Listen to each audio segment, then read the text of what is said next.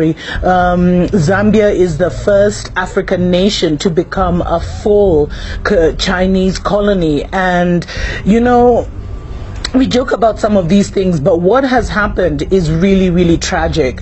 And I warned you guys, this is what was going to happen. The Europeans are not going to just sit back and let China take over Africa. Now, what has happened is that Zambia defaulted on a couple of loans, and so they lost their power company, Zesco, and that has been taken over by the Chinese. Their major national electricity company is now being run by China. Now, if that isn't even worse, they've also lost, a few months ago, they lost their Zambia Broadcasting Corporation. It's called the ZNBC. I think it's the Zambia National Broadcasting Corporation, which is now fully owned by China.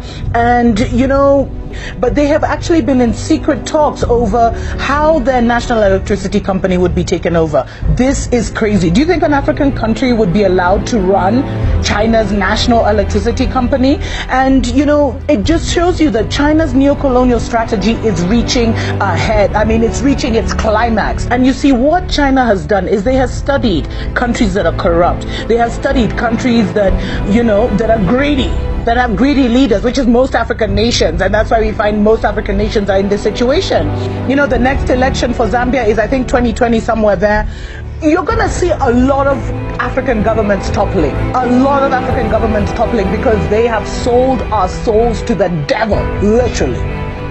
And fight for what is ours. I mean, this is what our grandparents fought for independence for. Many died and were tortured.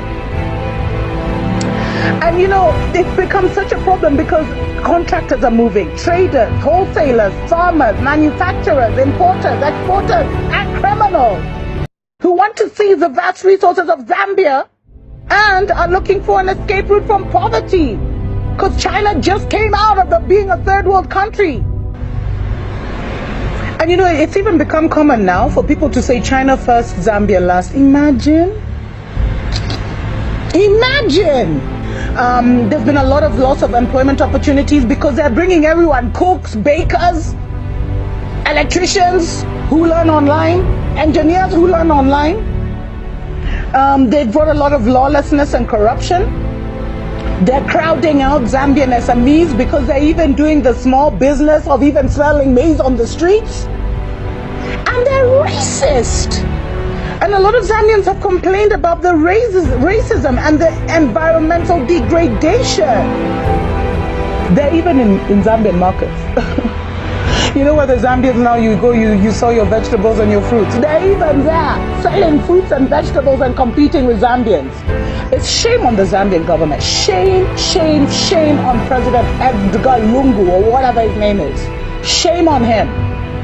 So the children that have not even been born will be born into a neo-colonial China. Guys, we need to awaken. We need to get out of our stupor, get out of our problems. Zambia, you guys need a revolution. You guys need a revolution, man. You guys need something. You guys need to awaken, aren't you? Are you just going to stand by and let this happen? Guys, the Third World War is coming. The Third World War is almost upon us, and I'll be sharing that in the next Africa Watch. God bless you. God bless your family. God bless Zambia. May liberation come to your shores. Mwah.